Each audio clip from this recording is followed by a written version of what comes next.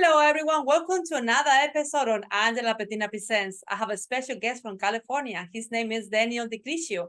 He's a TV personality and host, recording artist, celebrity hairstyle and image consultant, actor, model, and writer. Let's learn more about him. All right. Oh, okay. You look so handsome, very beautiful. I'm a big fan of you. I love so much your music. Well, thank you. Hold on, I just did something. Okay, let me see what this looks like. No, you look perfect. And all your photos, and I've been, we be friends since, I was like maybe 4 years ago. Mm-hmm. And I tell my friends, he is perfect. I'm just checking out behind me, seeing what's going on here. Okay. I love your tiger. So it's beautiful. I put that up because my mom passed away a few years ago, and she sent that to me because I love animals and cats and all that stuff. So I work for animals. I do a lot of things with animals. Awesome. But Daniel, thank you so much for being on my show and also on my radio show in Radio Lumini based in United Kingdom. I'm based in Texas. And this is an honor, be our guest. Someone like you, it's when I was reading your biography and was being following you for almost 4 years, it's very hard to summarize because I know you have very tight time. You're a very busy person. You're working on your album, very beautiful video, music, and everything where you produce and all your extended career. It's difficult to capsulate in one interview. There's so much to talk about. We could be here for weeks. So Yes, exactly. But you're a television personality, host, recording artist, celebrity hairstyle, celebrity image consultant, actor, model, and writer. Wow, you cover everything. How you feeling when they called you the Messiah of Makeover? Well, when I got the title of Messiah of Makeover, I was just overwhelmed because, to be honest with you, that was the title of an interview of a story they did on me, and it just stuck. So the media, everybody picked it up, started calling me the Messiah of Makeover. So I just loved it. It was amazing, and so it stuck. And to this day, I'm still the Messiah of Makeover. That's me. And I started this kind of little trend going on, even though makeovers were around for years, but I kicked it in the butt, and we went forward big time. Yes. A lot of people today I see have been influenced by what I've done. And, I brought a whole new element because makeovers were getting tired back then. And I kind of kicked it in the butt, reinvented it. Yes, but having that, who's not remember that historical moment of the United States and your name was there, because what you did. And that's the reason you were ranked as a winner, the top class. And also you receive international recognition. So congratulations for that. But what can I say? I'm a specialist to have you on my show. So wonderful. The funny thing is, you mentioned the winner is there's a magazine, Vanity Fair, and I was interviewed Scandal, and it was David Margolick, who's a very well-known, reputable writer, and he interviewed me. Well, anyway, he called me when the case was thrown out, and he said, Daniel, I'm like, what? He's like, you have to look at the New York Times. And I go, why? He goes, you're a winner on the winners list because the case was just thrown. And I said, well, I don't know what you're talking about. And he's like, well, you have to get the New York Post. But back then, they didn't bring the New York Post to California. So I was like, well, how am I going to get it? He goes, I'll mail it to you. So he mailed it to me. And I was in shock. I'm stood there because he says to me, he goes on the phone, you're going to want this because it's historical. You're going to want to frame this for you forever. So I look at it when I get it. And I see the names, right? The winners, the losers. And I look and I'm like, oh, he's joking. It got to be fake. So I see it goes Bill Clinton, Al Gore, Monica Lewinsky, Bob Bennett, their lawyer, and Daniel DiCriscio. And I went, what? So, and Paula's team was on the loser side, which I was like, oh no, they're not going to talk to me now.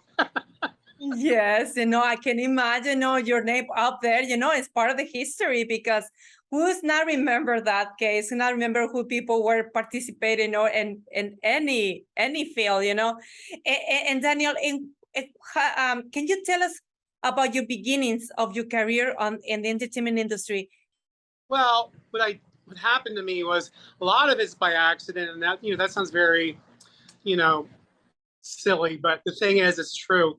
What happened was I was always interested in music growing up. I loved music. And I took all the instruments. I took classical piano, classical guitar, rock and roll guitar, keyboards. I took all that. I was in a school band. I did all of that kind of stuff.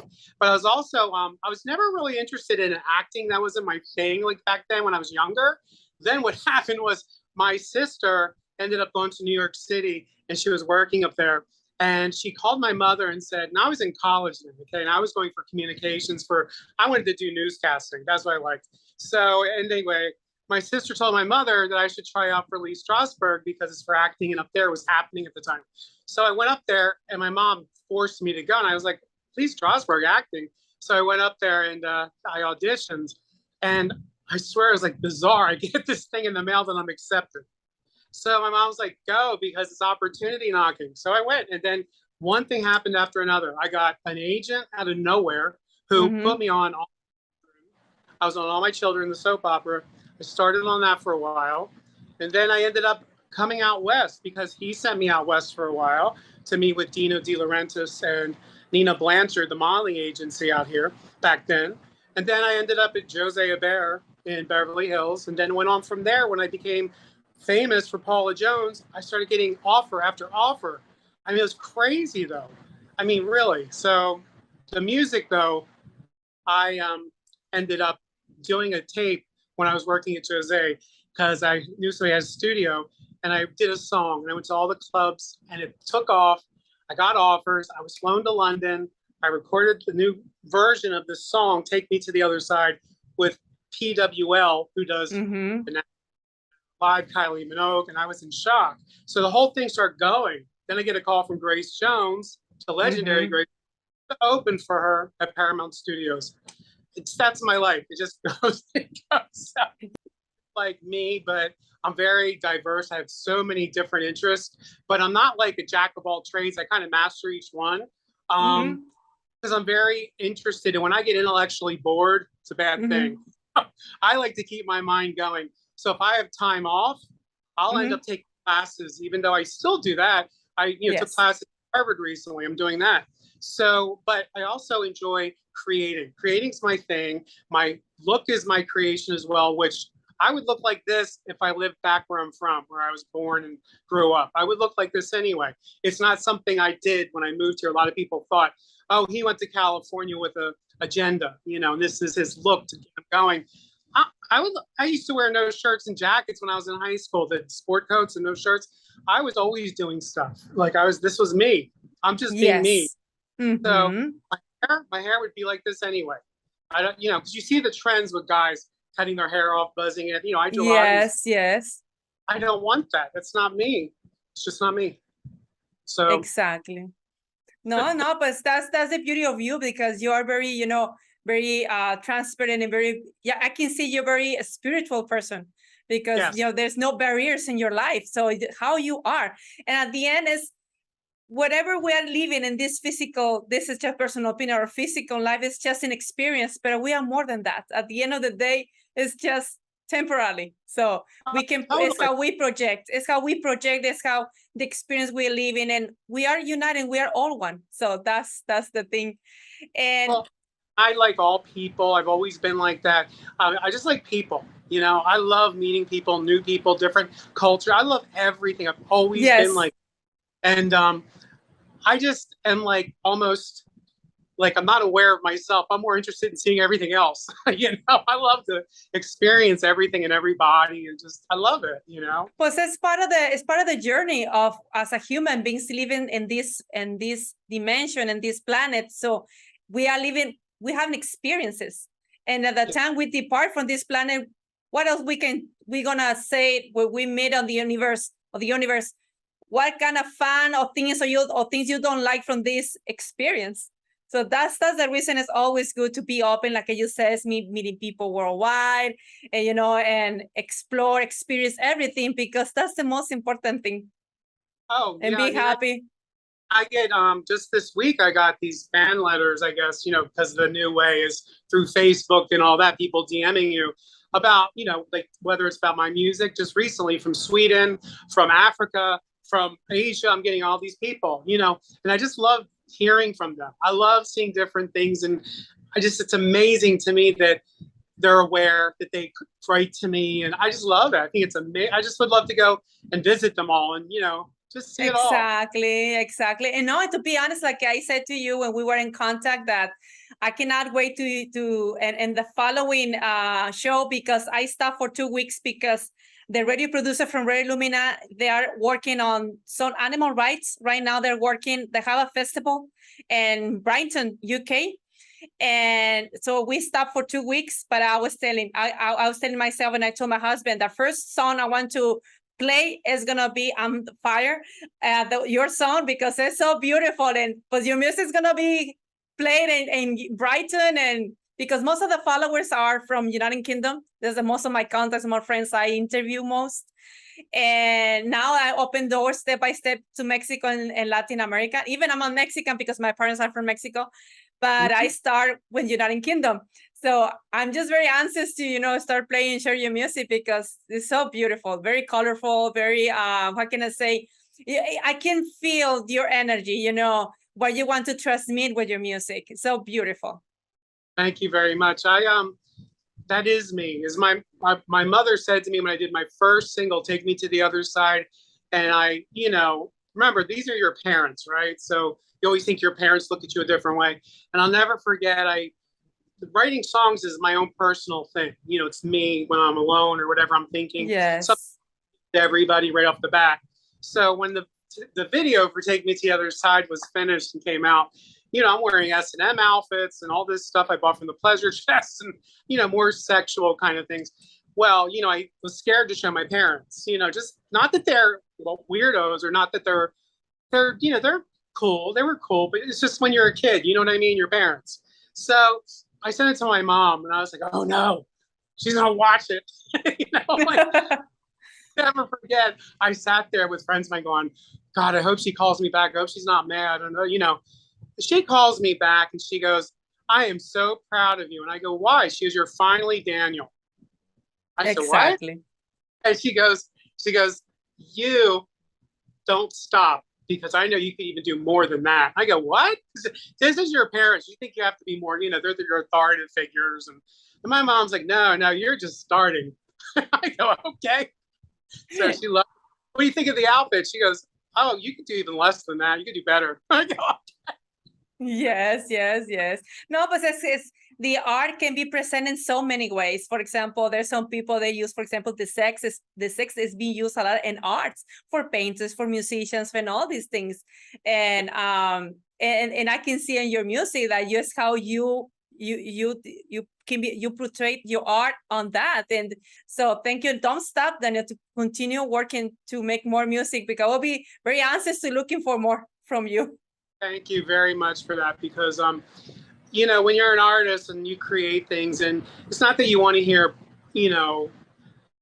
positive comments all the time. It's just nice that you can bring what you do to people and they like it, and it's a nice feeling to hear people enjoy it and really get inspired or motivated by what I'm doing. I love that. I think it's great. It's like when I even do the industry, when I'm doing these makeovers or whatever I'm doing, and to make somebody happy with themselves, empower them, because I'm a very, what's the word? Like, I'm aloof about myself. I don't pay attention to myself. I'm more interested in you. I'm more interested in, me is the last thing I'm thinking about. So I'm interested in out there. Yes. No, it is, and I can feel that, because I'm new, and this podcast is very obvious that I don't have too much followers. And person like you are so humble, beautiful heart, and you allow me to do this interview. I'm speechless. What can I say? So thank you so much for this beautiful opportunity. So what inspired you to become an image artist? For example, how was your inspiration to do that? You work with top celebrities like Pamela Anderson, late Anna Nicole Smith, Stevie Nicks, Marilyn Manson, and just to mention a few. What inspired you to do that? Well, I've always been enchanted by beauty. When I was a little kid, I used to cut out pictures from magazines and put them on the couch. And it was of beautiful women from the magazines. And I would say, "Okay, who's more beautiful?" to everybody walking by, my sister, my brother, whomever. And I was always intrigued by beauty. So my eye was caught by that. And so, later in life, of course, it just manifests and it graduates to a higher level. So I always would like to do that. Even in high school, it was funny because I had girls come up to me and ask me if they look good, what did they think? And I wasn't doing that. I wasn't going around giving people advice. They would just ask me because they liked my opinions on things. So it created a whirlwind where even like my mother told me, you'll never be a hairdresser. You're an artist. Okay. And I said, she said, you're an artist. You create art. You're not just cutting hair. You're not just doing that. You create a whole image. You create the whole being. Like you create a whole thing. It's like a sculptor. She said, you're like creating. So that's what happened. And she saw it coming way before she passed away. And I didn't see it coming. But she's like, I'm not surprised at all what happened. I said, you're not? She goes, no. She goes, I told you when you were a kid, remember? Wow, I can't believe you knew, you know? But so in my heart, though, I go where I am like comfortable. If it's too difficult, I don't want to go through it because it's not going to be meant to be. It's not hard.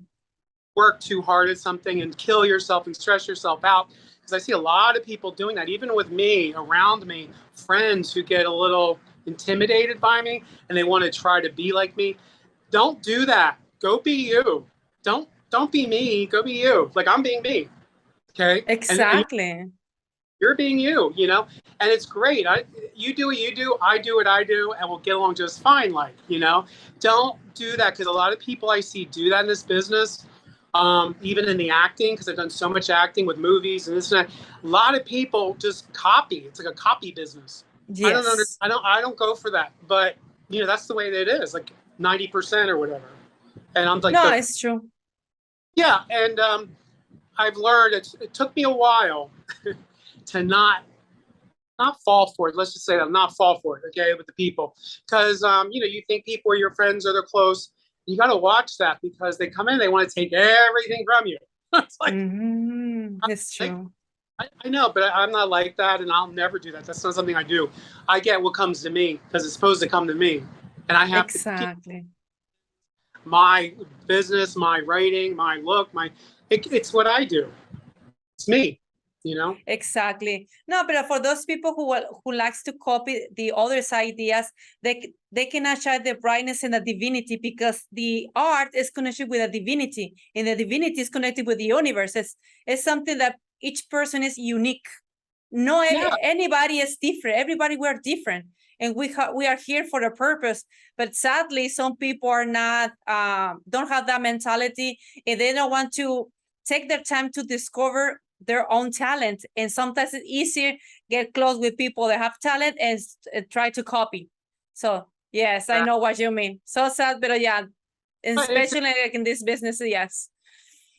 Different thing to, let's say, me work with celebrities and I bring what I bring to the celebrity back, you know, my days like that, where you know, Pamela Anderson or one of those people, because I bring my specialty to them. They bring themselves to me. We work together. So we create something. And then we both go, bam. You understand? It's not like, oh, well, I want to look like Daniel. Daniel, can you do me? Could then take everything I'm doing. See, that's not what's going on. But in some of this business, this is what's going on. And, you know, it's the way it is. What are you going to do? But you have to know how to handle it, know who you are. You know what I mean? Or when you walk in the room, know who you are. You know, don't frown at these people and get pulled in, because that's very easy and it's a big failure. That's what will happen. You'll fail. Sorry, you just failed. True. It's true. No. It's true. And pues, what can I say? Pues you have been, you made appearance in Geraldo, TMC and TV, Fox News Channel, The Gossip Queens, BBC TV specials, just to mention a few. And what challenge you have faced working in the entertainment industry? Yeah, when you become into your own, okay, when like Daniel becomes wherever he's going, okay, when it starts to happen, you will have a lot of people come at you, start fighting with you, playing these weird mind games. Narcissism comes in from people. Gaslighters come in like by the droves. It's like, and you know, it's funny, but I like myself and I like being alone in a way, like in my mind and everything. But it's hard sometimes to deal with that, because be in the driver's seat. Everybody wants to be the star. I wasn't going out there trying to be the star. That's the whole thing. That's why I'm like I am. I'm still not trying to do that. I do what I do. That's all I do. And it takes you to this realm, but that's fine. But I don't like the idea of how people fight for it. There's nothing to fight for everybody. You do what you do, and your energy will take you on your journey. It's that simple. Exactly. Yeah, the job of any entertainer is to do their job. And for those people who work in regular private sector, just an example, or public sector, they want to come to their house, sit down in the sofa, and watch what the people from the entertainment industry does for them. And sadly, like not many celebrities have that mentality. Yes, and I'm not saying everybody, but it's like, oh yes, there's some people that are poof on the top. Oh yeah. Well, you know, when I did my thing with my little gig with Sacha Baron Cohen for Bruno, and Sacha Baron Cohen, you know, is the movie star who did Johnny Depp's movie. I did my one-on-one with him. You know, it's amazing to me that I'm actually who I am, where I'm from, and I'm standing here with this person.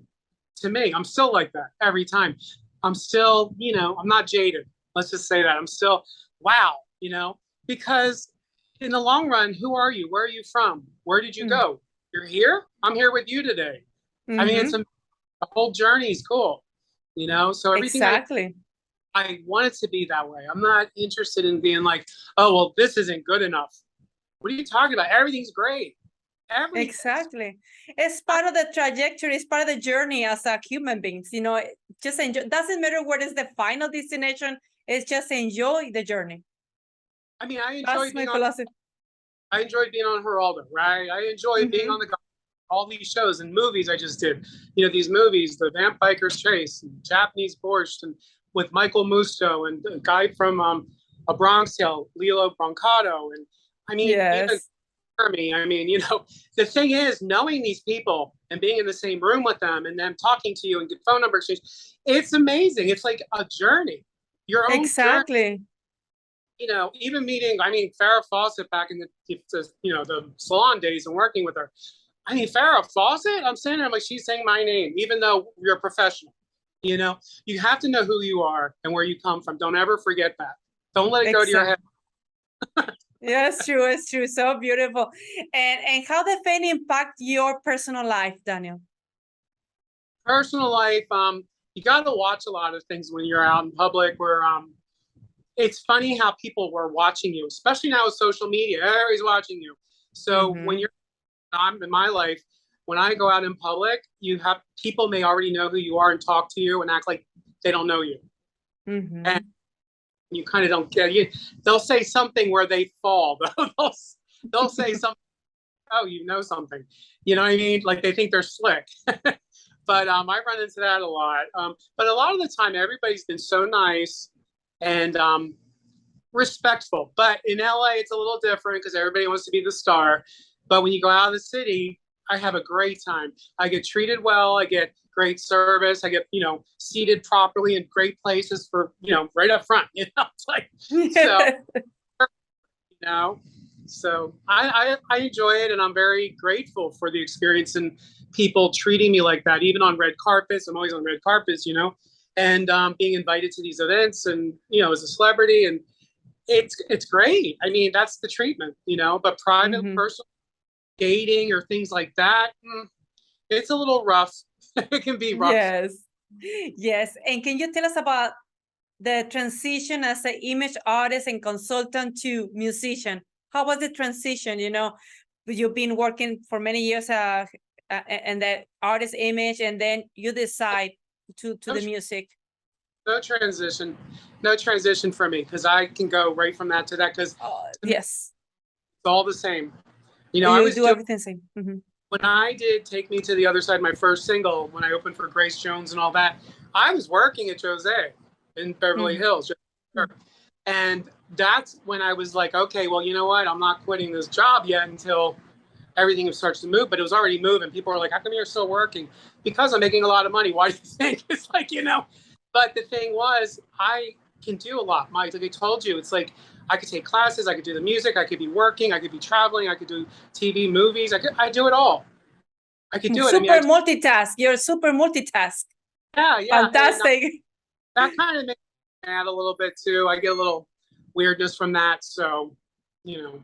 Yeah, it's not easy, but I admire you because doing a lot of things very, image artist and then producer, TV host, and then musician. Oh my goodness.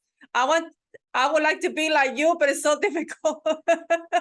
Yeah, so my respect to you. Big respect and admiration. I'm just grateful that I can actually multitask like that because it's a gift, you know. Yes. Mine can do that. Yes, exactly. No, it's not easy, Daniel. It's not easy, and especially in the entertainment industry, dealing with so many things at the same time and do it great. It's not difficult. You have the gift to do that. So that's beautiful of you. That's your divinity, your connection with divinity of that. Love people. I love talking to people, knowing them and whatever. And to me, that's a motivation in itself. That's another creative. Exactly. Love, like I said, even taking classes recently at Harvard, doing that. People are like, why are you doing that? I go, because it's fun to me. I love my brain to learn. I love doing things, I learn every time I do something. Even the last video I just did with, I'm on fire. I was experienced, because I write the music, play the music, write all the words. I do all that. It's a big production. The video's a big production, all the looks, the this, the that I come up with. The thing is, though, I'm so interested in it that it's not work to me. Exactly. Yes. Everything that we do is not put it too much effort, and we don't call it work. It's because we are living our dream. Yes. Yeah.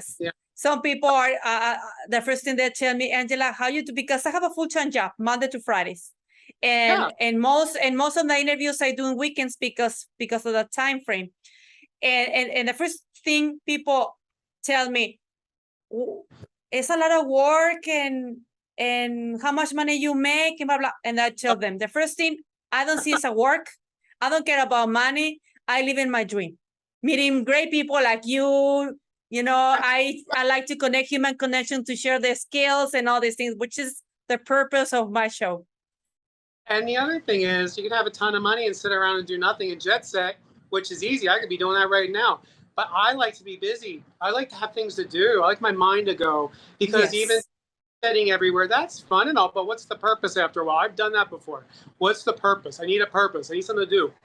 Yes. But basically the money is just a vehicle to move to do other things. Exactly. And my personal opinion about money is a responsibility. The more money we have, the more responsibility we have in our hands to do something. Oh, that's true. That's true. And that's a gift, though, because it gives you opportunity. So I take the opportunity. That's what I do with it, And I like to invest in myself because I'm my own, my own thing. So I like to invest in myself as well, meaning whether it's educational or any kind of thing, Exactly. So, yeah, and that's, you're your own child. You're raising your own child. So that's what It's true. So what inspired you to be a songwriter in performance? Who is the main inspiration? Any particular celebrity or someone who inspired you to be able to push you to do that? To be honest, not really. I mean, there are people that I do like, but there's lots of people who inspire me. But I like to end up being myself and doing what I do. But, there's lots of rock stars I've liked, even back in the old days. I mean, I don't care if it's Deborah Harry, The Pretenders with Chrissie Hynde, which was one of my favorite songwriters whom I've met. And I've met all of them, back in the day. And I love the older singers because they really are amazing performers and writers and all. Not like today. Today they're good. They're very entertaining. The Cardi B's and all that. They're really cool. But, even meeting Cher and knowing Cher since like how long? Since I first moved out here, I met Cher. And that to me, the biggest thing of all was Cher. I have Cher's phone number. I'm calling Cher up. It's like, wow. And Cher is always an inspiration to everybody, But I also have, political people I'm inspired by. I mean, I met, Vicente Fox, former president of Mexico. to me, very nice man to me, and I got along well with him and his wife. And I find everybody's inspiring, you know, even knowing the Eisenhower Nixons, that I'm going back east next week. I'm going to be seeing them anyway. President Nixon's daughter and Eisenhower's grandson, they're married, and, you know, I've known them for a long time. And so I'm always inspired by everyone, you know. That's There's lots beautiful. yeah. And also I'm going to be walking in New York Fashion Week next week. So I will be modeling next week. That's beautiful. And what about pandemic? And I like your phrase, your vaccination is your invitation to party. Can you tell us more about that? Totally.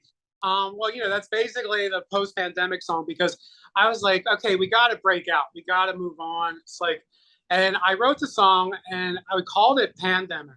And I was exercising one night because I do 13 miles of running and walking a night.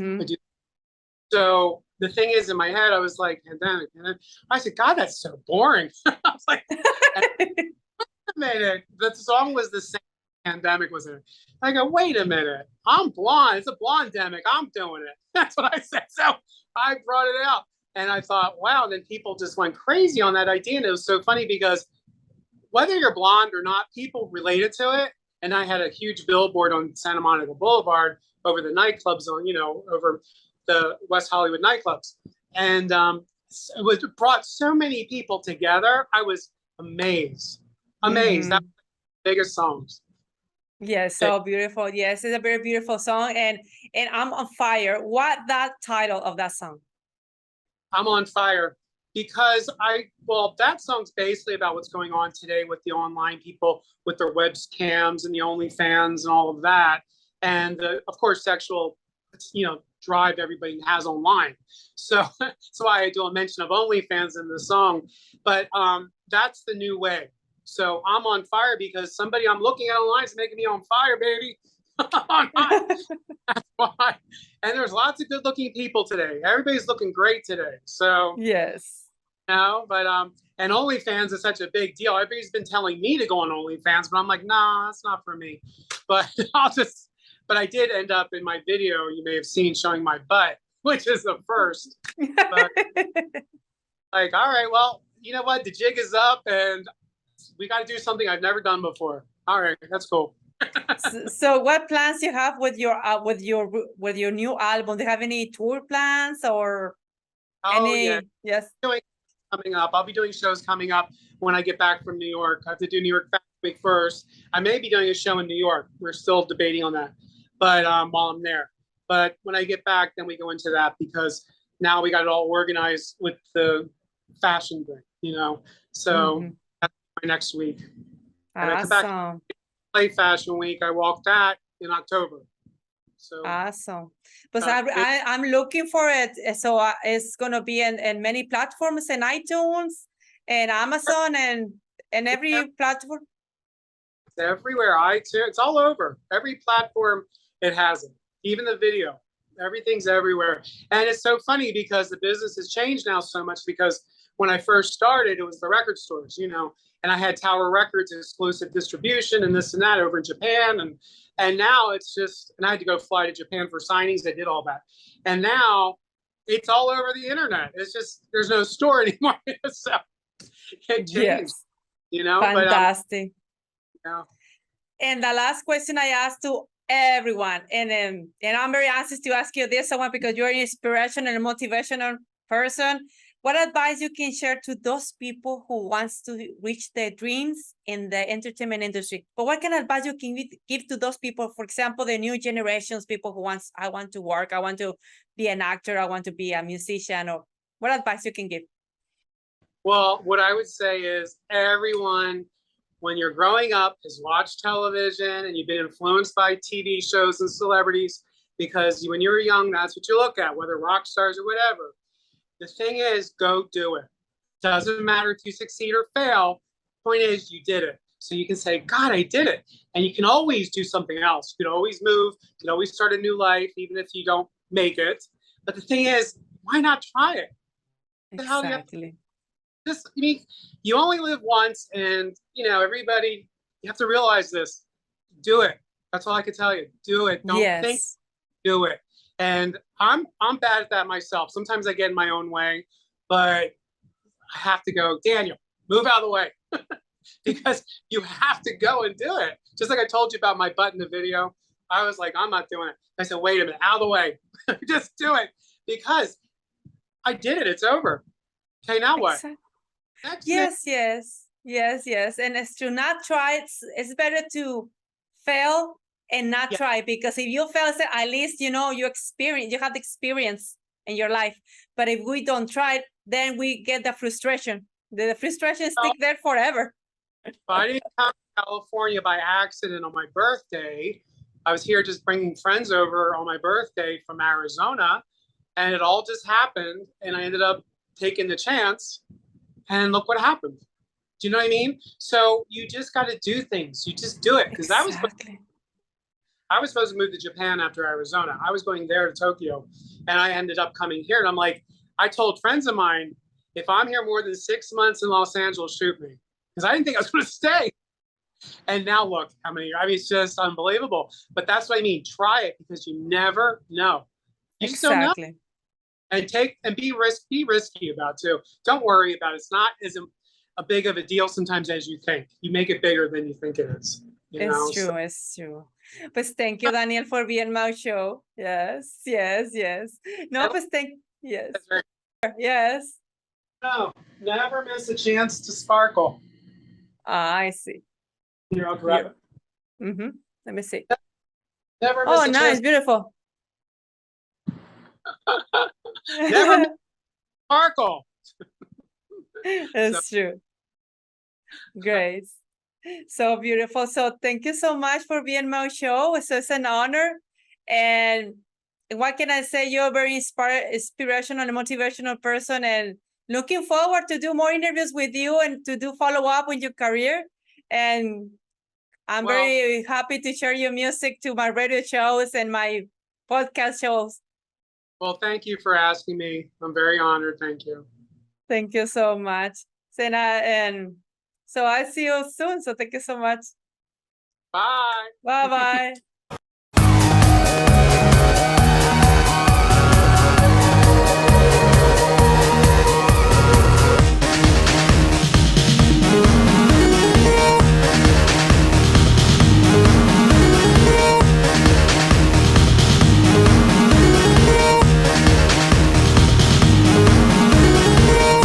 I'm the Messiah from Beverly Hills. Cruise the streets at night and search cheap thrills. I'm looking for something wild and sexy. I see you in the darkness. I want you.